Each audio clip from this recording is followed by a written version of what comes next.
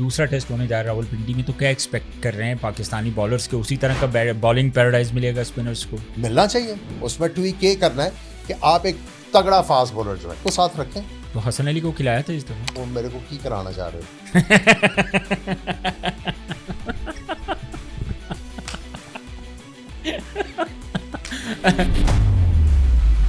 हमारी पूरी batting line ने परफॉर्म नहीं किया एशिया कप में और हम फाइनल खेल गए। मसला ये है कि आपने प्लेयरों को खुद अंडर प्रेशर कर, कोच ने ये नहीं सोचा कि थोड़ी सी चैलेंजिंग पिच आ गई, क्या मेरे लड़कों में एबिलिटी है कि ये उसी तरह जाके डिलीवर करेंगे, आराम से चौके छक्के मार लेंगे। कोलैप्स कहाँ पे हम कर रहे हैं? जिसकी जो सबसे बड़ा मसला है वो आपके सिखाने वाले टैलेंट मैनेजमेंट जो है ना, वो बहुत जरूरी है।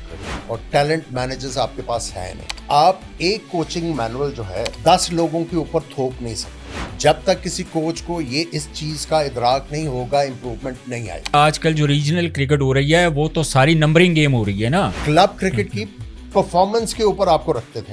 अब कौन सा क्राइटेरिया यार? उधर से अप्रोच आई, चलो जी इसको डाल देते हैं, चलो जी उसको डाल देते हैं, ये क्राइटेरिया। आमिर भाई बात ये है कि अगर डिपार्टमेंट क्रिकेट खत्म हुई है तो क्रिकेट तो खत्म नहीं हुई ना। क्लब क्रिकेट आपकी हो नहीं रही। आपका टेप बॉल जो है वो आपको सरवाइव करा रहा है। आप कह रहे हैं कि क्रिकेट चल तो रही है, किस तरह चल रही है?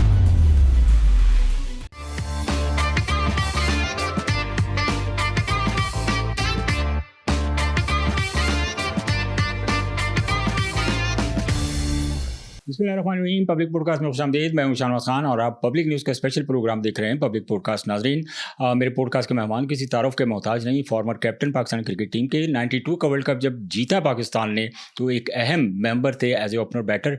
उन्होंने पाकिस्तान की नुमाइंदगी की और बेहतरीन परफॉर्म किया 92 के वर्ल्ड कप में। और उसके बाद फॉर्मर चीफ सेलेक्टर भी रहे, फिर former director national cricket academy भी रहे। The one and only Aamir Sohail साहब आज मेरे पॉडकास्ट के मेहमान हैं। आमिर भाई से आज ज़रा गपशप लगाते हैं अपने पॉडकास्ट में। आमिर भाई, थैंक यू, आपका बड़ा ही कीमती टाइम था जो आपने हमें। नहीं, ये ओवरड्यू था, आपसे काफी देर से वादा किया हुआ था। जी आमिर भाई, बहुत शुक्रिया। अच्छा आमिर भाई, मैं नॉर्मली पॉडकास्ट का आगाज़ आज इस तरह कर लेते हैं कि जो करंट इश्यूज़ हैं, जिस तरह अभी हमने रिसेंट पास्ट में देखा पाकिस्तान मैच जीता साउथ अफ्रीका से, तो पहले आप क्या एनालिसिस करेंगे पाकिस्तान और साउथ अफ्रीका जो ये टेस्ट मैच हुआ है? देखिए, साउथ अफ्रीका के जो प्लेयर्स हैं उसमें काफी नए प्लेयर्स आए हुए हैं। जी। और स्पिन के ऊपर ये इतने ज्यादा अभी इफेक्टिव नहीं है। और ऑब्वियसली उनके लिए चैलेंज था। और पाकिस्तान के जिस तरह के स्पिनर्स हैं, जी, उन्होंने तो जो बड़े एस्टेब्लिश बैट्समैन हैं उनको बहुत ज्यादा तंग किया। तो लेकिन ये आप कह सकते हैं कि साउथ अफ्रीका ने कोई बुरा परफॉर्म नहीं किया।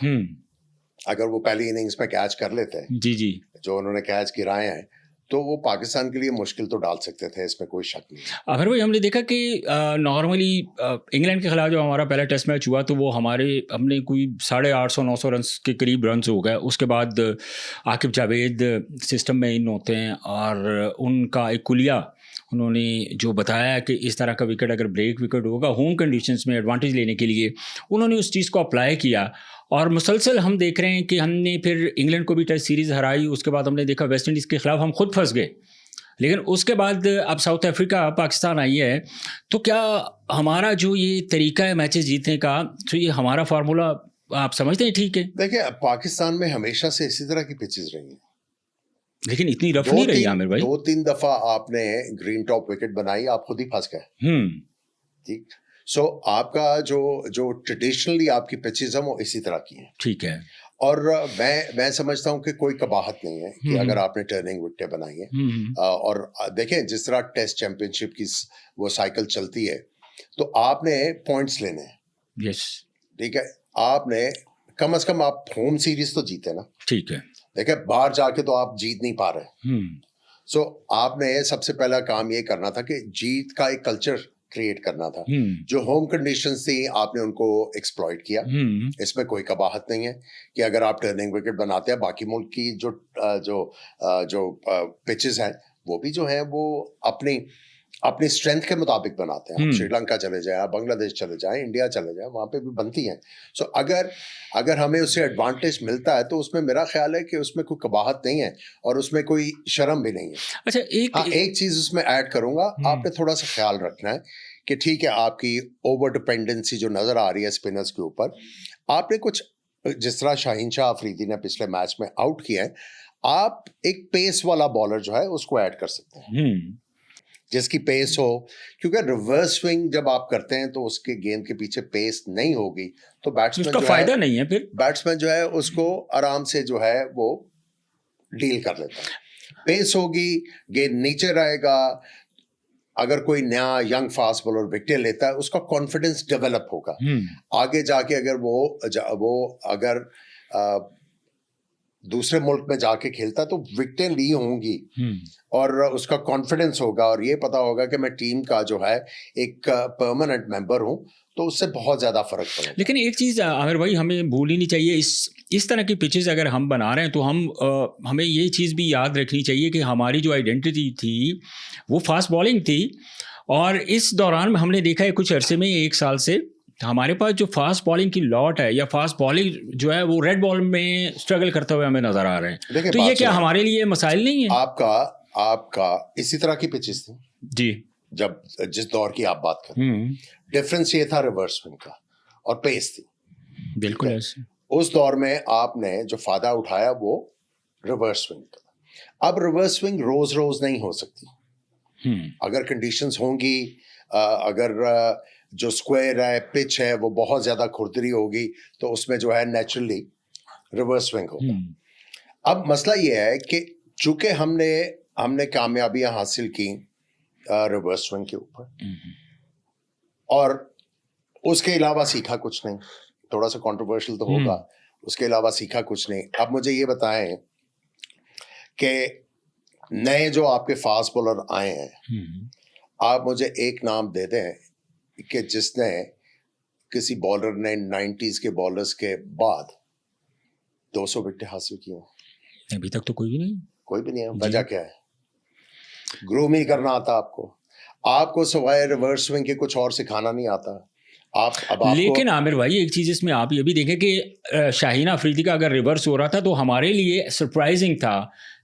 इस टेस्ट मैच से पहले हमने नहीं देखा शाहीन का इतना अच्छा रिवर्स होता हुआ। पिच जो थी वो बहुत ज्यादा खुरदरी थी, उस पर नेचुरल वेयर टेयर हुआ, बॉल का जो लेदर था गेंद का वो बहुत बुरी तरह बीट हुआ, उसकी वजह से रिवर्स स्विंग होना शुरू हो गया।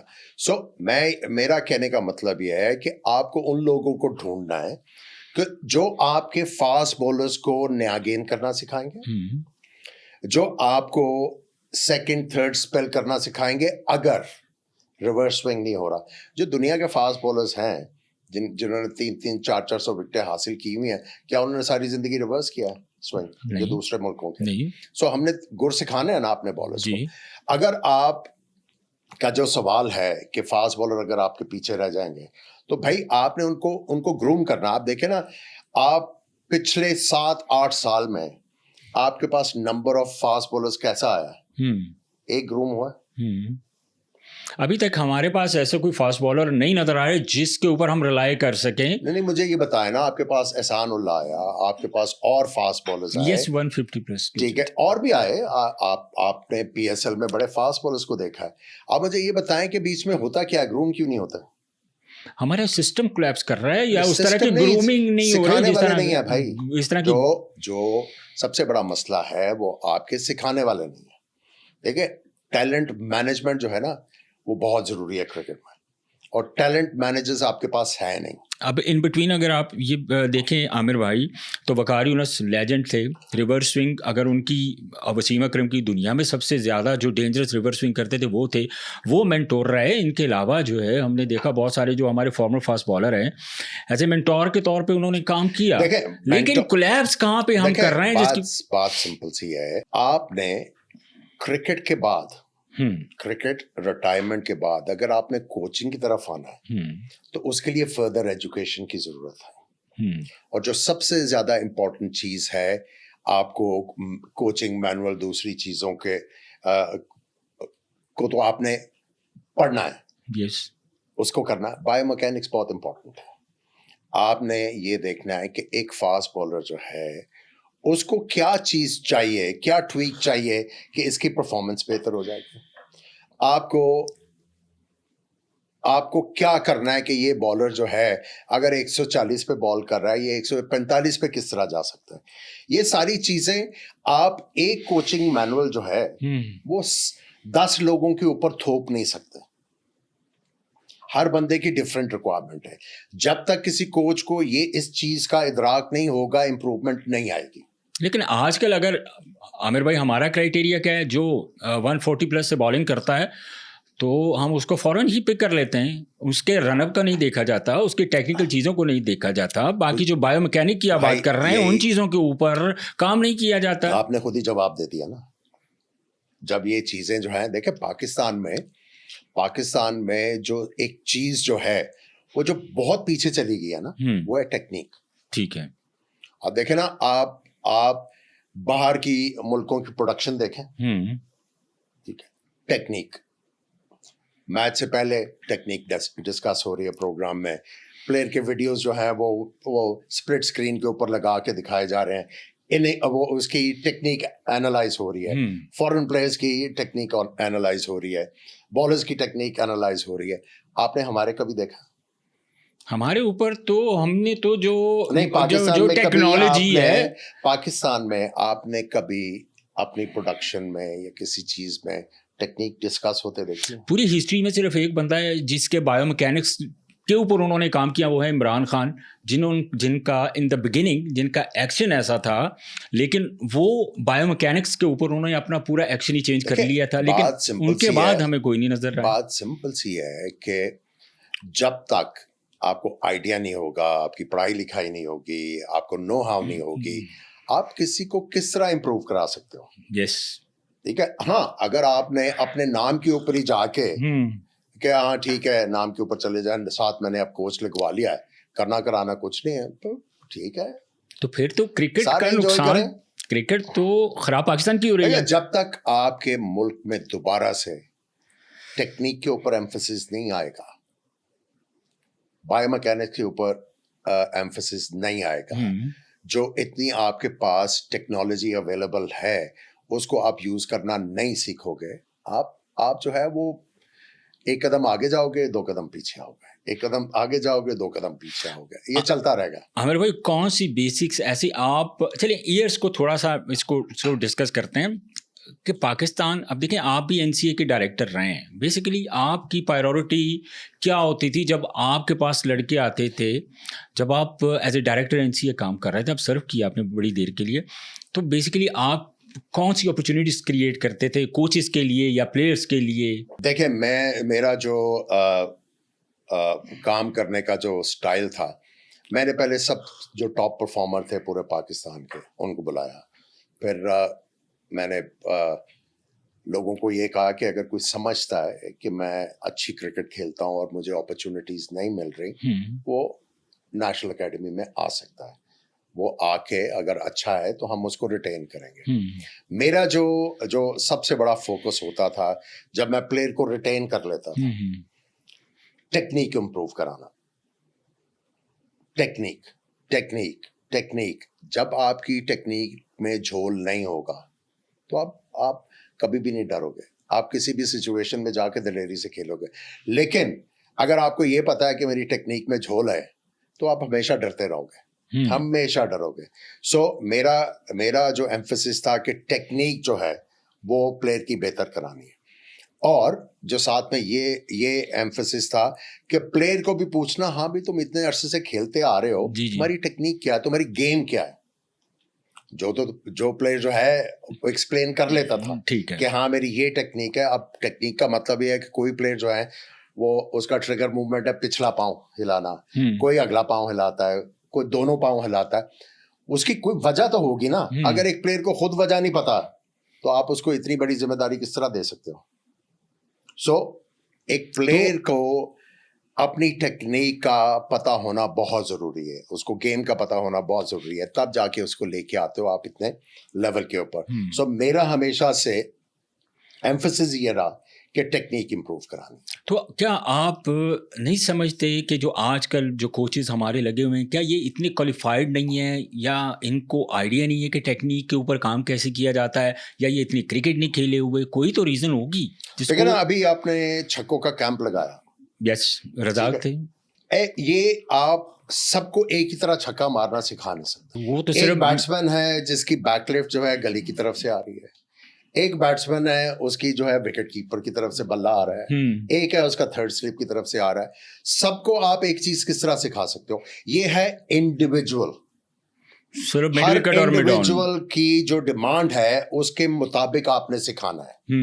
देखिए, अगर जावेद मियांदाद जब कोच थे, जी, अगर वो ये शुरू कर देते कि हर कोई जावेद मियांदाद की तरह खेले, वो तो नहीं हो सकता था, impossible.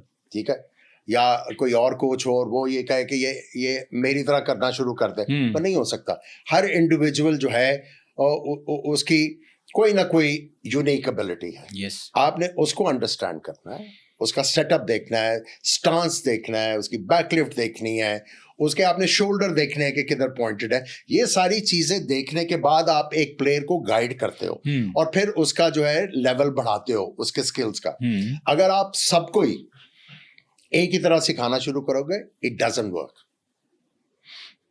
It does not work. एक चीज, जब तक आप ये नहीं सीखोगे कि ये जज करना नहीं सीखोगे एज ए कोच कि एक प्लेयर को किस चीज की जरूरत है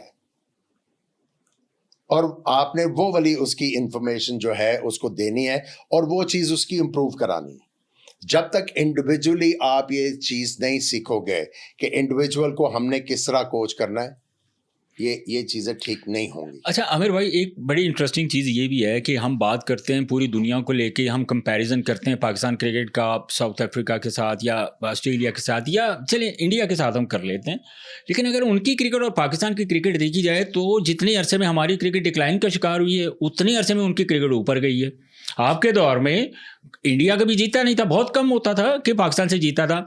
अब मॉडर्न डे क्रिकेट की बात होती है तो क्या हम मॉडर्न डे क्रिकेट की उन चीज़ों को अभी तक नहीं अडॉप्ट कर पाए जो उन्होंने कर ली हैं? सबसे पहले तो आपका जो मसला हुआ वो जो एक रेटरिक पाकिस्तान में चला हुआ था कि जी डिपार्टमेंटल क्रिकेट होनी चाहिए या नहीं होनी चाहिए, उसने पाकिस्तान क्रिकेट को बहुत नुकसान पहुंचाया अनफॉर्चुनेटली।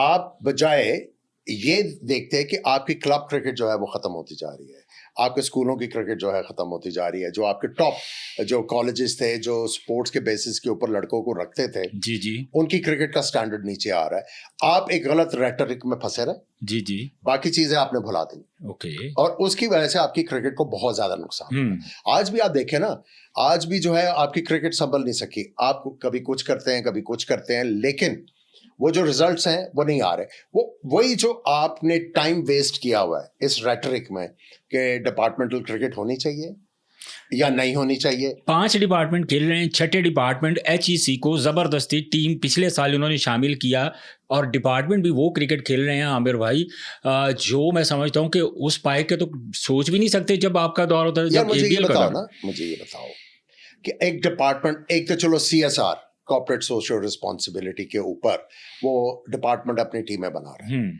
अगर आपने डिपार्टमेंटों को, बड़े डिपार्टमेंटों को अट्रैक्ट करना है, दूसरी चीजें करनी है, आप टीवी पे मैच लेके आओ ना, उनको आप कहो कि भाई आप इतनी एडवर्टीजमेंट करते हो दूसरी जगह पे, आप टीम बनाओगे, आपका 5 घंटे मैच आएगा, 6 घंटे मैच आएगा टीवी के ऊपर, आप जो स्पॉन्सरशिप और डाल के सारा दिन आप अपनी एडवर्टीजमेंट हासिल करें। आपने एक पैकेज बनाना ना डिपार्टमेंट के लिए कि उनको अट्रैक्ट करना है कि भाई आए, आपको ये माइलेज मिलेगी।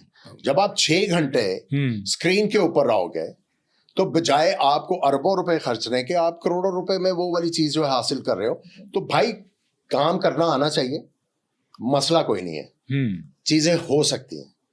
आपके डिपार्टमेंट, बड़े डिपार्टमेंट में आएंगे, आपने उनको बताना है कि ये आपको जो है माइलेज मिलेगी, ये रिटर्न मिलेगा जो आप एफर्ट कर रहे हो, स्पोर्ट्स में जो टीमें बना रहे हो, आपको एक पैकेज बना के देना उनको। देखिए जो आमिर भाई जो डिपार्टमेंटल हैं, जो ऑनर हैं डिपार्टमेंट क्रिकेट के, जो इस वक्त एक लिमिटेड से डिपार्टमेंट जो क्रिकेट खेल रहे हैं, अब अगर आप उनको देखते हैं तो जाहिर है उनका इंडिविजुअल एक्सपेंसेस हैं सारे, वो खुद पैसा खर्च कर रहे हैं ना, लेकिन इतना फैसिलिटेट नहीं किया जाता उनको जिस तरीके से उनको करना चाहिए, या उतनी वैल्यू नहीं दी जाती। बात सिंपल सी है कि हर जो ऑर्गेनाइजेशन है, डिपार्टमेंट है, वो अपनी कमाई में से वो एक परसेंटेज जो है वो कम्युनिटी में डालता है। जी बिल्कुल, उसको कॉर्पोरेट सोशल रिस्पॉन्सिबिलिटी कहते हैं। उसी में अगर आप टीम भी बना रहे हो, वो किसी पे एहसान नहीं कर रहे, ठीक है, इनफैक्ट वो टैक्स बचा रहे हैं आपका, उनको उससे उनको बेनिफिट मिलते हैं। सो बेसिकली इस चीज को अगर आप पैकेज अच्छी तरह करते हो, आप अट्रैक्ट करोगे डिपार्टमेंट्स को। आप देखो ना, जब आपके पुराने जमाने में विल्स कप होता था, डिपार्टमेंटल सेमीफाइनल फाइनल जो जब आते थे टीवी के ऊपर, they used to get huge mileage. आपके कायदे-ए-आज़म ट्रॉफी का फाइनल जो है वो टीवी पे आता था। They used to get huge mileage. उसकी वजह ये थी कि जब 5-6 घंटे रोज एक डिपार्टमेंट का नाम जो है वो चलेगा तो लोगों को फिर वो बड़े प्लेयर भी जो है उनको रखते थे, बड़ी सैलरीज पे रखते थे। सो जब तक आप उनको रिटर्न या उनको माइलेज ऑफर नहीं करोगे तो वो भी तो रिलक्टेंट होंगे ना। देखिए, आपने क्या के डिपार्टमेंटल क्रिकेट खराब है। देखिए, डिपार्टमेंटल क्रिकेट जो थी वो बाकी जो स्पोर्ट्स हैं उसको लेके चल रही थी। जैसे क्रिकेट की टीमें खत्म हुई, उन्होंने बाकी टीमें भी बंद कर दी। सो क्रिकेट वाज एक्चुअली प्लेइंग, वो क्या कहते हैं, फादर्स रोल था ना, कि बाकी स्पोर्ट्स को भी साथ लेके चल रही थी। सो जब तक आप इसकी पैकेजिंग अच्छी नहीं करोगे, डिपार्टमेंट क्रिकेट अट्रैक्टिव नहीं होगी। इंटरेस्टिंग चीज़ एक और भी है आमिर भाई, इसमें अगर आप देखें, आपके होने का मैं फ़ायदा उठा रहा हूँ कि आप लोग जब इंटरनेशनल क्रिकेट में परफॉर्म नहीं करते थे, मतलब आप बड़े प्लेयर थे, आप सईद अनवर, इंजमाम, मतलब बड़े नाम थे आपके, परफॉर्म नहीं करते थे, आप इंटरनेशनल क्रिकेट छोड़ते थे, फर्स्ट क्लास में चले जाते थे। अब फर्स्ट क्लास पूरा सीज़न आप खेलते थे, मेरा ख्याल है कि 3 महीने या 4 महीने वो सीज़न चलता था। आप वहाँ पे इतने चैलेंजिंग बॉलर होते थे, इतने आप मुश्किल क्रिकेट में कह सकता हूँ उसको, कि मैंने भी देखी हुई है सॉरी।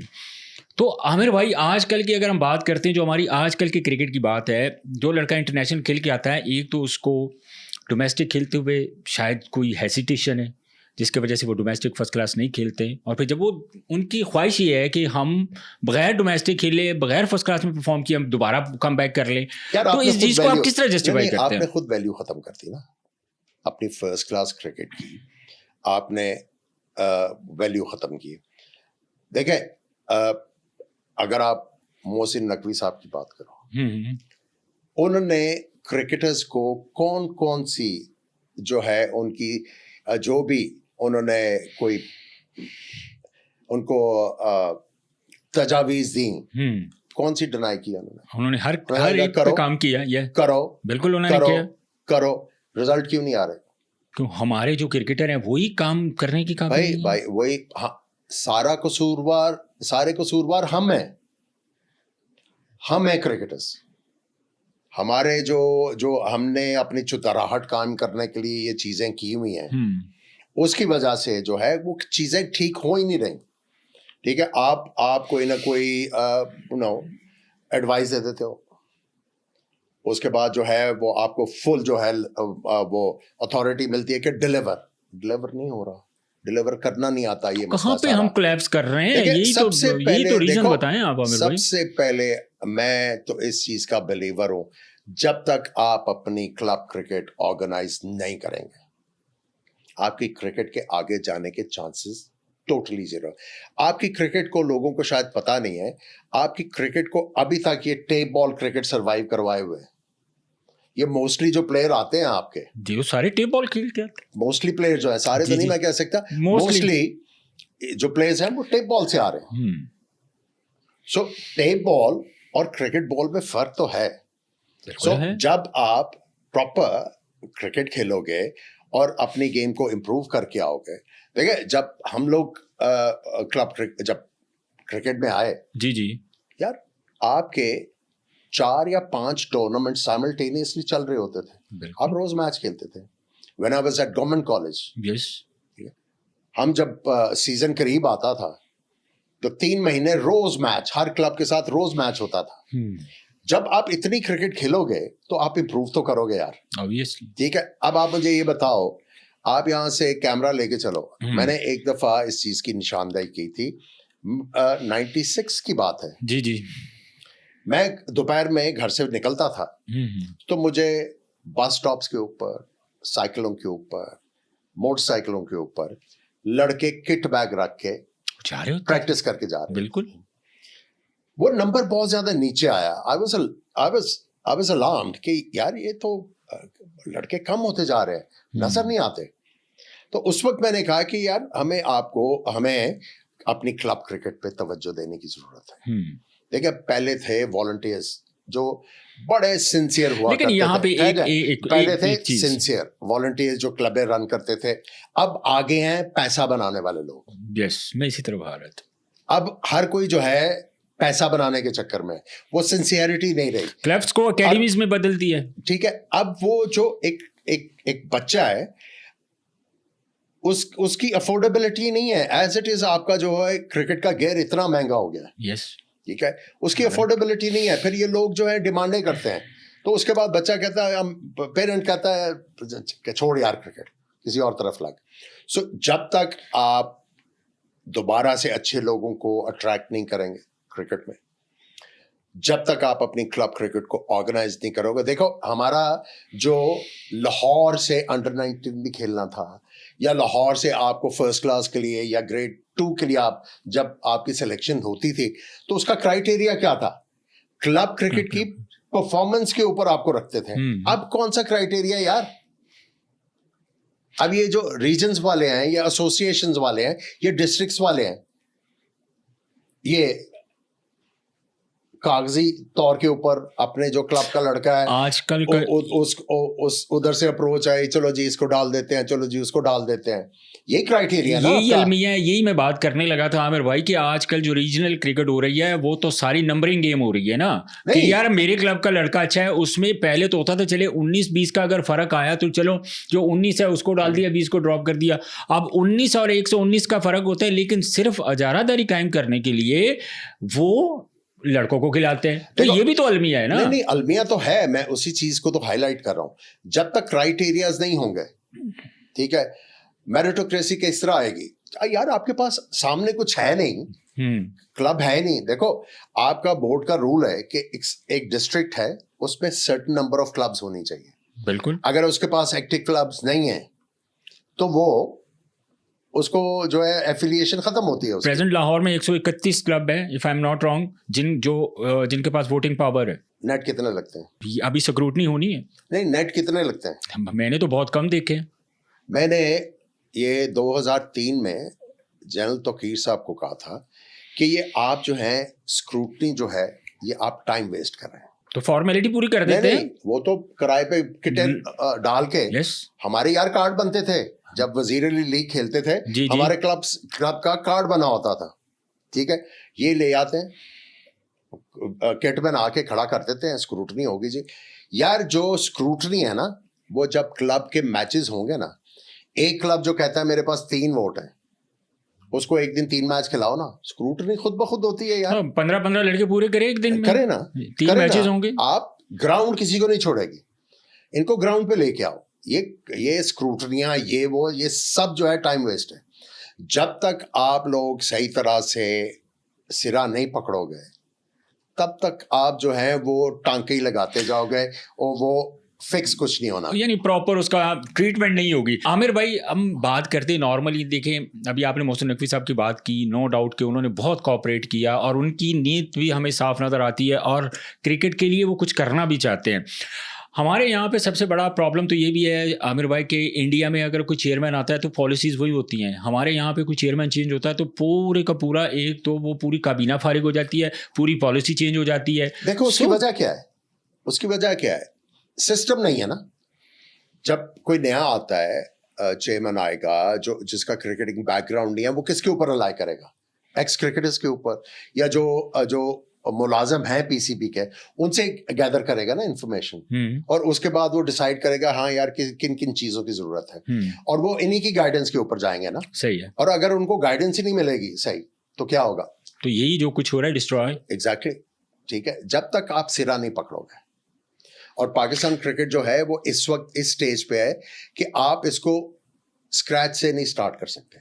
आपने ए और जेड, आपने टॉप से और बॉटम से स्टार्ट करके बीच में मिलाना है, तब जाके आपकी क्रिकेट जो है वो आगे निकलेगी। आज से 15-20 साल पहले भी जब हम लोग भी क्रिकेट खेलते थे तो हम जब भी कोई सीरीज हारते थे या कोई भी पाकिस्तान की टीम कोई इवेंट हार जाती थी, किसी भी बड़े टूर्नामेंट का, छोटे टूर्नामेंट का, तो उसके फ़ौरन बाद चेंजेस होती थी और चेंजेस के बाद कहा जाता था कि जी जो नया सिस्टम आया है ना, इन्होंने दो 10 साल 5 साल, कम से कम 5 साल दो ताकि सिस्टम ठीक हो।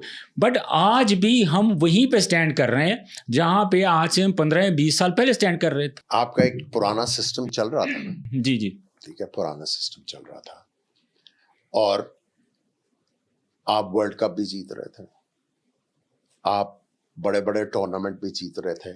पाकिस्तान की टीम जिस मुल्क में भी जाती थी बहुत बड़ी क्राउड पुलर थी। यस, ठीक है, वो प्रोड्यूस किसकी थी? उसी सिस्टम की थी ना। क्यों मुसीबत पड़ी इस सिस्टम को चेंज करने की? देखो ना, आप जिनको नकल कर रहे हो वो तो वेलफेयर स्टेट है।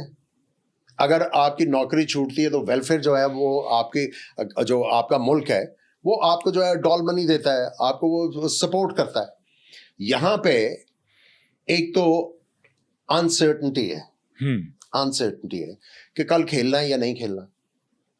ठीक है, मुझे रीजन ने सेलेक्ट करना है या नहीं करना। ठीक है, मेरिट कोई नहीं है भाई। कौन वालदैन जो हैं जिसके साथ आप बैठ के उनको कन्विंस करना चाहोगे कि मैं क्रिकेट खेलना चाहता हूं और ये मेरा करियर होगा? वो कहेगा चल यार जाके कोई और काम, कोई हुनर सीख, बिल्कुल, या पढ़ाई कर। ठीक है, ये इसमें तो आपको सिक्योरिटी कोई नहीं है।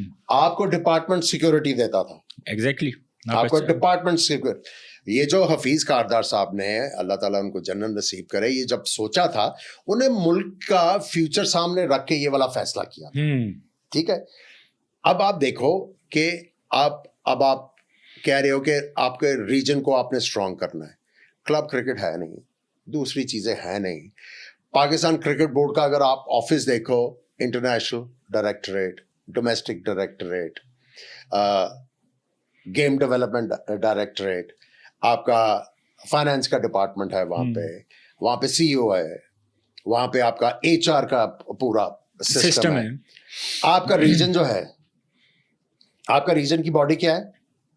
प्रेसिडेंट, यस, सेक्रेटरी, यस, और खजांची। जी, 3 बंदों पे स्टैंड कर रहे हैं। आज तक आप उसको अलाइन तो कर नहीं सके क्रिकेट बोर्ड के साथ, तो आप अच्छे की क्या जो है वो उम्मीद रखोगे? मैं वही कह रहा हूं कि आपको चीजें जो हैं वो बड़े गौर से करनी पड़ेंगी। हाँ, क्रिकेट को ये डिपार्टमेंटल क्रिकेट होनी चाहिए या नहीं होनी चाहिए, उस डिबेट में बहुत ज्यादा नुकसान पहुंचा है। देखिए, अगर नुकसान पहुंचा है तो आप बात ये भी तो है आमिर भाई, सकते हो। आमिर भाई, बात ये है कि अगर डिपार्टमेंट क्रिकेट खत्म हुई है तो क्रिकेट तो खत्म नहीं हुई ना, निजाम तो वही चल रहा है। कहाँ पे क्रिकेट? आप अभी हमने बात की है कि क्लब क्रिकेट आपकी हो नहीं रही, आपका टेप बॉल जो है वो आपको सरवाइव करा रहा है, तो आप कह रहे हैं कि क्रिकेट चल तो रही है। किस तरह चल रही है? मुझे ये बताएं कि लाहौर में आप लेके जाओ कैमरा, आप 130 क्लबें कह रहे हैं, 131 ज्यादा होंगी, ज्यादा है। जी जी, ठीक है, जाओ जाके सबसे पहले ये काम करो, जाके जिस क्लब डाटा निकालो कि इनकी ग्राउंड किस जगह पे, जाके कैमरा लेके जाओ, फिर मुझे बताना कि कितने नेट लग रहे हैं। 15 या 20 नेट लग रहे हैं लाहौर में, इससे ज्यादा है? मिंटो पार्क खत्म हो गया आपका, टाउनशिप में चल रहे हैं, मॉडल टाउन में चल रहे हैं। आप ठीक कह रहे हैं, अगर बहुत ज्यादा होंगे 30 होंगे। ठीक है, तो क्रिकेट तो खत्म हो रही है ना। तो अगर आप अभी भी अलार्म नहीं हो तो फिर अच्छा आमिर भाई, आप चीफ कराची चले जाओ, हर तरफ यही है, कराची चले जाओ, उधर तो मेरा ख्याल है 200 के करीब हैं वोटेड क्लब्स। जी जी, कितने नेट लगते हैं? जब तक आपको ये चीज नजर नहीं आएगी तब तक आप किस तरह सही फैसले करोगे? और जो देखे ना, जो अभी इतने अरसे से क्रिकेट बोर्ड में लोग मौजूद हैं, नकवी साहब को तो उनको बिठाना चाहिए और उनसे पूछना चाहिए कि यार ये क्लब क्रिकेट जो है ये नीचे क्यों गई? क्या कबाहतें थी? जो कॉन्स्टिट्यूशन कहता है कि हर रीजन ने 2 टूर्नामेंट कराने लाजमी साल में, बिल्कुल ये क्यों नहीं हो रहा? ठीक है, क्या कबाहत है, क्या मसला है? इसको रिवाइव क्यों नहीं करते हम लोग? और ये 2 टूर्नामेंट पता कौन से थे? एक तो आपका 2 रोजा मैच होता था जी, डिस्ट्रिक्ट, एक वनडे होता था, अब 3 फॉर्मेट हो गए हैं। अब ये 3 टूर्नामेंट लाजमी होने चाहिए। ठीक है, जब तक आप इन चीज़ों, और जिस तरह मैंने पहले कहा कि अगर जो रीजन या डिस्ट्रिक्ट साल में ये टूर्नामेंट नहीं कराते तो उनके ऊपर बैन लगता है। सो जब तक आप अपनी क्लब क्रिकेट को रिवाइव नहीं करवाएंगे, आपके क्रिकेट के आगे बढ़ने के नहीं है चांसेस। चीफ सेलेक्टर रहे हैं, आजकल हमारा क्राइटेरिया आपको समझ आता है, जो हमारा वे ऑफ सिलेक्शन है कि हम वाइड बॉल की क्रिकेट से जो सिलेक्शन कर रहे हैं, हमें पता है कि हमारा यार ये क्राइटेरिया है, जिसने तेज़ बॉल कर दिया वो टीम में होगा, जिसने 1-2 50 कर दिए वाइड बॉल में वो टीम में होगा। So as a chief selector आप इन चीज़ों को कैसे इनको मैंने आपको इसका जवाब दिया हुआ है, वो ये है, सीधी सी बात है, जब तक आप टेक्निकली वेल इक्विप्ड प्लेयर्स उनको सिलेक्ट नहीं करोगे तब तक आपके मसले जो हैं वो जारी रहेंगे। Simple. As a chief selector आप कितनी वैल्यू देते थे जो फर्स्ट क्लास क्रिकेट खेल रहे होते थे, जो डोमेस्टिक क्रिकेट के परफॉर्मर होते थे, जो डिपार्टमेंट क्रिकेट में जो परफॉर्म कर रहे होते थे? आप देख लें, जितने भी प्लेयर्स थे वो फर्स्ट क्लास के थे जी, टॉप परफॉर्मर। मुझे याद है जब मैं चीफ सेलेक्टर बना था तो मैंने पूरे पाकिस्तान में जाके ओपन ट्रायल्स किए थे। अंडर 16 से आपने शुरू किए? अंडर 16 से 19, फर्स्ट क्लास 18, पूरा जो है वो टैलेंट जो है पाकिस्तान का वो देखा, और पाकिस्तान का फ्यूचर जो था वो सामने रखा हुआ था कि ये जो प्लेयर हैं अगले 10 साल 15 साल जो है पाकिस्तान को सर्व करेंगे। और उसमें जो डोमेस्टिक का एक्सपीरियंस और टेक्निक बहुत इंपॉर्टेंट थी। जो टेक्निकली देखें, एक सिलेक्टर का काम है कि 3 प्लेयरों ने 1000 रन किए हुए हैं, 4 फास्ट बॉलर्स ने 80 आउट किए हुए हैं, आपको चीफ सेलेक्टर क्यों रखा? आपने देखना है उन 3 बैट्समैनों में से जिन्होंने 1000 रन किए हुए टेक्निकली कौन तगड़ा है। आपने 4 फास्ट बॉलर जिन्होंने 70 आउट किए हुए सीजन में, आपने उनमें से ये देखना है कि एक्शन किसका अच्छा है और लंबी दौड़ का घोड़ा कौन है कि जिसको इंजरीज नहीं होंगी और इसके इंप्रूव करने के चांसेस हैं। देखिए, जो सबसे इंपॉर्टेंट चीज है, सबसे इंपॉर्टेंट चीज वो सिलेक्टर के लिए वो ये है, a player has to be coachable. जब आप ये कहते हो ना कोचेबल, कि जो जिस तरह आपने इमरान खान की एग्जांपल दी कि उन्होंने अपना सारा जो है बायोमैकेनिक्स में उन्होंने चेंज कर दिया, उन्होंने एक्शन चेंज किया। जो प्लेयर जो है उसकी टेक्निक में रूम ऑफ इम्प्रूवमेंट, उसकी टेक्निक ऐसी है कि अगर वो अभी चौके मार रहा है ना जी, साल बाद उसको आपने कोच करके छक्के भी मारने शुरू कर दिए, सिंगले दुक्के भी करने आते हैं उसको। फास्ट बॉलर जो है अगर वो 140 पे बॉल कर रहा है, इसको 142 पे किस तरह आना है, 145 पे किस तरह आना है, 150 पे किस तरह आना है। So a player has to be coachable. ये बहुत बड़ा क्राइटेरिया सिलेक्शन का। अगर आप इसको अप्लाई करते हैं तो you'll get good players। अच्छा आमिर भाई, मुझे ये बताएं, जो एशिया कप की जो सिलेक्शन थी उसमें बाबर आजम और रिजवान शामिल नहीं थे टीम में, तो क्या उन पिचेस के ऊपर आप उस सिलेक्शन को जस्टिफाई करते हैं? गुजर चुका है, लेकिन एक हमारे लिए एक लम्हा फिक्रिया ये था कि हमारी पूरी बैटिंग लाइन ने परफॉर्म नहीं किया एशिया कप में और हम फाइनल खेल गए। बात सिंपल सी है कि मैं वही कह रहा हूँ, जब आपने कोई मुंह से बात निकालनी है ना तो बड़ी सोच समझ के निकालनी है। ठीक है, आपने आते ही नारा लगा दिया कि जी हमने अग्रेसिव क्रिकेट खेलनी है, हमने ये करना है, हमने वो करना है। आप सामने रख ही नहीं रहे कि आपने फ्यूचर में, अभी नए फ्यूचर में क्रिकेट खेलने किधर है। आपने नारा लगा दिया। आप मुझे ये बता दो कि जो बड़े टूर्नामेंट हुए हैं, बड़े टूर्नामेंट चले रीसेंट पास में चले जाते हैं, 2022 में जो आप वर्ल्ड कप हारे T20 का, जी T20 की बात करें, जी बिल्कुल, मैच किसने जितवाया इंग्लैंड को? उनके कप्तान थे, आराम से बैटिंग जी आराम से। एक पाकिस्तान ने स्कोर ही बहुत थोड़ा किया था, नहीं आराम से, वो भी स्कोर फंस गए थे ना, जी किस तरह हुआ? आराम से खेल के, स्ट्राइक रोटेट करके। ये इंडिया ने अभी जो वर्ल्ड कप जीता वेस्ट इंडीज में, ये किस तरह जीता? कोहली ने आराम से खेल के किया ना। ठीक, जब तक आपके पास रिलायबल प्लेयर नहीं होंगे, बहुत जरूरी है कि आपके पास इंटेंट वाले अग्रेसिव प्लेयर्स होने चाहिए, लेकिन एक अच्छा बैलेंस होना चाहिए। लेकिन मसला यह है कि आपने प्लेयरों को खुद अंडर प्रेशर करती है। आपने ये नहीं देखा कि अगर थोड़ी सी चैलेंजिंग पिच आ गई, कोच ने ये नहीं सोचा कि थोड़ी सी चैलेंजिंग पिच आ गई तो क्या मेरे लड़कों में एबिलिटी है कि ये उसी तरह जाके डिलीवर करेंगे, आराम से चौके छक्के मार लेंगे मुश्किल पिचों पे। आपको बांग्लादेश में आइडिया हो गया, जब थोड़ी सी मुश्किल पिच आई, आपके प्लेयरों ने स्ट्रगल किया, आपको वहीं पे जो है आइडिया हो गया, वहीं पे आपको थोड़ा सा रिएक्ट करना था कि नहीं, हमें थोड़ी सी अपनी एग्रेशन को कंट्रोल में लेके आना। टेक्निकल स्ट्रॉन्ग बैटर्स चाहिए, ठीक है, हमें सिंगल दुक्के के ऊपर भी फोकस करना है, हमें इन चीज़ों के ऊपर भी फोकस करना है। वो अनफॉर्चुनेटली हुआ ये है कि वो जो आपने अग्रेशन की बात की हुई है और जो आपका जो मोड ऑफ डिसमिसल थे आपके प्लेयरों के, आप मुझे ये बताएं ना, स्लिपों में तो नहीं आउट हुआ है, कोई इधर कैच पकड़ा जा रहा है, कोई इधर कैच पकड़ मारते हुए आउट हो रहे थे। बिल्कुल। सो आपको जो है वापस, मैं वही कह रहा हूं, टेक्निक के ऊपर आना है, आपको अग्रेशन जो है कंट्रोल के साथ मिक्स करना है। देखिए, रोज जाके आप अग्रेशन के साथ क्रिकेट नहीं खेल सकते। किसी दिन आपको जो है वो धीमा भी होना पड़ता है, रोज नहीं लगती हैं आपकी। लेकिन ये आपका डे होता है, दिन होता है और आप परफॉर्म करते हैं। तो दूसरे प्लेयर जो हैं, जो जिनके खिलाफ खेल रहे हैं, उन्हें तो भी दिन होना है। ठीक है। सो आपको जो है वो अकल के साथ क्रिकेट खेलनी है और उसको आगे लेके जाना है। देखें, इन लड़कों में एबिलिटी है, इसमें कोई शक नहीं है। और आप देखो कि फिर मोहसिन नकवी साहब की बात कर रहे थे, इतना सपोर्ट किया ना उन्होंने, करो जी जो मर्जी करो। ऑल इन ऑल रिजल्ट किसने देने हैं? वो तो प्लेयर्स ने देने हैं, प्लेयर्स ने। और जो आपने मैनेजमेंट है, जो कोचेज हैं, आपको जो रिजल्ट जो है ना शो फॉर करने हैं, वो मैनेजमेंट ने करने हैं।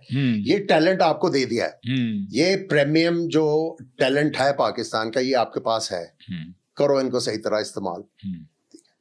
अगर वो प्लेयरों को सही तरह इस्तेमाल नहीं कर रहे तो ये मोहसिन नकवी साहब का कसूर नहीं है, ये इनका कसूर है। और जो देखें, उनको ना पकड़ना चाहिए जो लोग इन लोगों को रिकमेंड करते हैं। लेकिन ये भी तो बात आप इसके ऊपर भी कमेंट्स करें कि अगर माइक हैसमैन जो हमारे पाकिस्तान टीम के वाइट बॉल के कोच हैं, क्या उनका कैटेगोरिकली ये स्टेटमेंट देना कि बाबर आजम की स्ट्राइक रेट से वी आर नॉट सेटिस्फाइड, तो क्या जाहिर है बाकी अगर प्लेयर्स की बात करें जिनको कप्तान बनाया गया, उनकी स्ट्राइक रेट तो 108-9 थी, तो वो तो बेहतर थे उनके स्ट्राइक रेट से। लेकिन एक तो माइक हैसन, उसका वो वाला स्टेचर नहीं है जो बाबर आजम का है, तो फिर उनको कोई भी स्टेटमेंट। एक सेकंड, जब आप बाबर आजम के बारे में ये बात कर रहे हो, यू आर शोइंग डिसरिस्पेक्ट। ये आपको पब्लिकली बात करने की जरूरत नहीं है, ठीक है, और आपको जरा ख्याल के साथ बात करनी है। अब देखें ना, Hesson is a prisoner of his own sayings, जो उन्होंने बातें की हैं, वो फंस गए हैं ना बातें करके। अब उनका भी तो जो जॉब है उसके ऊपर तलवार लटकी हुई है ना, कि भाई आपको इतना हम लोगों ने फ्री हैंड दिया है, आप कर क्या रहे हो? देखो ना, आखिरी मैच तक आपकी टीम जो है वो सेटल्ड ही नहीं थी। आपने जो आखिरी मैच खेला एशिया कप का, आपका बैटिंग ऑर्डर जो है वो स्ट्रगल कर रहा था, पता ही नहीं था, किसी को पता ही नहीं कि मैंने किस नंबर पे खेलना है, किसने करना है, किसने क्या करना है। इतने मैचेस खेलने के बाद you didn't have any idea. So I think Mike Hesson has to raise his game, और उसको एक तो जो है अपना काम क्वाइटली करना है, और उनको जो सबसे इंपॉर्टेंट चीज है, उनको ये करना है कि प्लेयरों को यूज करना सीखें एज अ कोच, कि ये इसका पोटेंशियल है, इससे मैं अगर 100% ये दे रहा है, इससे मैं 105% किस तरह ले सकता हूं। ये नहीं कि मैं इससे 150% लेना है। आपने वो इंक्रीमेंट्स में ये चीज करनी है। 105% लिया, जब वो प्लेयर 105% कंसिस्टेंटली दे रहा है, उसको 110 की तरफ लेके जाना है, 115 की तरफ। इस तरह आप प्लेयर को जो है उसके खेल में निखार पैदा करते हैं। आप जल्दी से एकदम से आप अपने आप को थोप दो। एक बंदा 100% पूरा नहीं दे रहा, आप उसे कह रहे हो कि मुझे उससे दिया नहीं जा रहा, कुछ तो प्रेशर में टेक्निकल इनएबिलिटी की वजह से आप उसे कहो कि तूने मुझे 200% देना है, इट्स नॉट पॉसिबल। सो काम करने के भी गुर सीखने चाहिए। देखिए अब एक चीज़ इसमें ये भी थी आमिर भाई, अगर हसन नवाज की बात कर रहे हैं ना, वी आर एक्सपेक्टिंग कि वो फाइनल खेलेगा, और हमने इंडिया के खिलाफ देखा कि वो मुसलसल स्ट्रगल कर रहा था, कुछ 2-4 मैचेस में हमें स्ट्रगल करता हुआ नजर आया। लेकिन हारिस की बात करते हैं तो हारिस का तो नंबर ही नहीं था, बल्कि हमारे कप्तान तो क्रेडिट दे रहे थे कि उन्होंने सेक्रीफाइस किया है कि वो अपना नंबर छोड़ के और इस नंबर पर बैटिंग कर रहे हैं। सो आमिर भाई, हसन नवाज के बारे में आप कमेंट्स करें आमिर भाई, और उसके बाद क्या सलमान अली आगा जस्टिफाई करते हैं T20 का कप्तान हो? यार Salman Ali Agha is a good enough player, ठीक है। कप्तान जो है वो देखो, मसला ये है जब आप नए कप्तान बने, आपकी टीम परफॉर्म नहीं कर रही, ठीक है, आपके ऊपर कितना प्रेशर आ जाता है? ठीक ठाक प्रेशर आता है, ठीक ठाक प्रेशर। फिर आप जहां पे खेल रहे थे बहुत मुश्किल पिचें थी, फिर आपको क्या कहा गया था कि जी आपने एग्रेशन के साथ क्रिकेट खेलनी है, ठीक है। बिल्कुल उन पिचेस के ऊपर एग्रेशन होता नहीं था, ठीक है, बड़े तहम्मुल से क्रिकेट खेलने की जरूरत थी। आखिर 2-3 ओवरों में आप जाके थोड़ा सा पुश करते थे, चक्के चुके 4-5 मिल गए, 150-60 के करीब स्कोर हो रहा था वहां पे, ठीक है। उसके ऊपर प्रेशर आ गया। Is a good enough player, ठीक है, ऑलराउंडर है, गेंद कर लेता है, बैटिंग बड़ी अच्छी है यार। टेस्ट मैच में वो इतनी अग्रेसिव बैटिंग करता है, ठीक है। तो आई मीन अब मसला ये है कि जब आपने इतने बड़े नारे लगा दिए तो आपने मुसीबत डाल ली ना अपने आप को, अपने आप को मुसीबत डाल ली। अब देखिएगा, अब जब आपकी होम सीरीज होगी, ट्रू पिचेस होंगी, तो ये प्लेयर फिर आपको करता नजर हमारे चल तो ये रहा था कि पाकिस्तान टेस्ट मैच में T20 समझ के खेल रहा था, और T20 में पाकिस्तान हमने देखे एशिया कप में टेस्ट मैच बना के खेल रहा था। नहीं यार, ये फिर क्रिकेट की समझ नहीं है ये जो लोग बात कर रहे हैं। वहां पे जो पिचेस थी, यस डिफिकल्ट, वो बहुत ज्यादा डिमांडिंग थी। एक आप अबू धाबी की पिच को कह लो, बड़े वो वहां पे बल्ले के ऊपर गेंद आ रहा बैटिंग ट्रैक था, ठीक है। बाकी दुबई में तो बहुत मुश्किल था, दुबई में, शारजा में करना है। आप देखो ना कि आप इंडिया से मैच हारे, 2 प्लेयरों ने टेक्निकल बैटिंग की, तो आप हारे हो ना। सिंगल दुक्का और बाउंड्री मार के जीते हैं ना वो। ये तो नहीं है कि वो आए और उन्होंने 6 ओवर में मैच खत्म कर दिया। नहीं हुआ ना, नहीं हुआ। पाकिस्तान के पास आखिर तक चांस था कि मैच जीत जाता। बिल्कुल, देखो वो तो कुछ कैचेस ड्रॉप हो गए, जिसके बात यह है कि आप उस चीज को डिस्कस करो जिसकी वजह से आप जीते नहीं। ये चीजें कि जी आप T20 इस तरह खेल रहे हो जिस तरह टेस्ट मैच है, या टेस्ट मैच इस तरह खेल रहे हो T20 है, ये उन लोगों की बातें हैं जिनको क्रिकेट की समझ नहीं है। एग्जैक्टली ऐसी। अच्छा आमिर भाई, मुझे अब बताएं, अब साउथ अफ्रीका का एक टेस्ट बाकी है, और उसके बाद T20 भी है और वनडे मैचेस भी हैं। तो जो पहले मैं बात जिससे मैंने शुरू की थी कि अब दूसरा टेस्ट होने जा रहा है रावलपिंडी में, तो क्या एक्सपेक्ट कर रहे हैं पाकिस्तानी बॉलर्स के? उसी तरह का बॉलिंग पैराडाइज मिलेगा स्पिनर्स को? मिलना चाहिए। देखिए, आपके हर मैच के ऊपर पॉइंट्स है, 12 के करीब पॉइंट्स मिलते हैं मेरा ख्याल है। 12 पॉइंट्स जी। आप क्यों ना कोशिश करो कि आप हर मैच खेलो। ठीक है, आप वेस्ट इंडीज से हार गए, कई दफा आप फंस भी जाते हो, बिल्कुल, लेकिन आप अपने आप को चांस दे रहे हो ना कि आप पॉइंट्स ले रहे हो। हाँ, उसमें ट्वीक ये करना है कि आप एक तगड़ा फास्ट बॉलर जो है ना, पेस वाला फास्ट बॉलर, उसको साथ रखें। देखा, अगर आप फॉलो तो कर रहे हैं डोमेस्टिक रिकॉर्ड या फर्स्ट क्लास को। यार बात यह है, सेलेक्टर्स ने आइडेंटिफाई किया होगा ना कि ये जो है लड़का, इन पिचेस के ऊपर अगर हम फास्ट बॉलर खिलाते हैं तो ये आके अच्छा कर सकता है। तो हसन अली को खिलाया था इस दफा? वो मेरे को की कराना चाह रहे हो? अच्छा चलिए ठीक है, बताएं फिर आमिर भाई, आपकी नजर में कौन सा फास्ट बॉलर वसीम की अगर बात कर लें, अगर इतने फास्ट बॉलर्स हैं, ठीक है, और मैं एक का नाम लेके बाकियों को डिसअपॉइंट नहीं करना चाहता, मैं इसलिए कह रहा हूँ सेलेक्टर्स ने शॉर्टलिस्ट किए होंगे ना जी कि इन पिचेस के ऊपर ये वाले फास्ट बॉलर सूटेबल हैं, बाउंस वाली पिचेस के ऊपर ये वाले फास्ट बॉलर। इनका काम यही है ना सेलेक्टर्स का कि इनके पास पूरा एक होना चाहिए ना रोड मैप। यस, तो इनके पास कोई ना कोई तो होगा। अच्छा, लेकिन आपको क्या लग रहा है कि इस अगले मैच में क्या हमें एक फास्ट बॉलर के साथ जाना चाहिए, 3 स्पिनर्स के साथ जानेंगे, या एक बैटर्स के साथ जाना चाहिए? आप देखें ना, 3 स्पिनर्स आपने खिलाए जी, आपने इंग्लैंड के खिलाफ खिलाए 3 स्पिनर। कितने ओवर किए तीसरे स्पिनर पे? जाहिद लड़के का नाम था लेग स्पिनर, वो जाहिद महमूद, ठीक है। कितने ओवर किए उसने? 30 ओवर भी नहीं किए। सो अगर कप्तान जो है वो कन्विंस्ड है कि ये नुमान yes. और साजिद, जी जी, they are doing the job. Yes, ठीक है, और ये दोनों लंबे ओवर भी करते हैं और यही करते ही थकते हैं। भी नहीं है। ठीक है, तो फिर आपको अगर तीसरे स्पिनर की जरूरत है तो वो आपके पास है ना, सलमान अली आगा। जी जी, तो फास्ट बॉलर खिला लें।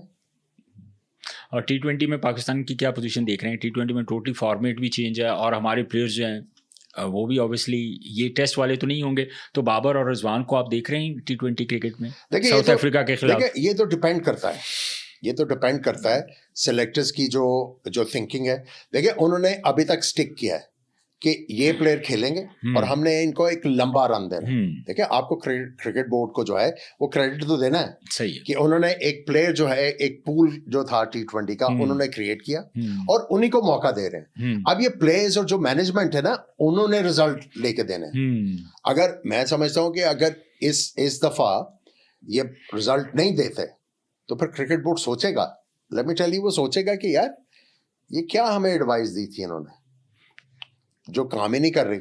सो आई थिंक ये सीरीज जो सेलेक्टर्स और जो मैनेजमेंट है और जो प्लेयर्स हैं उनके लिए बहुत इंपॉर्टेंट होगी।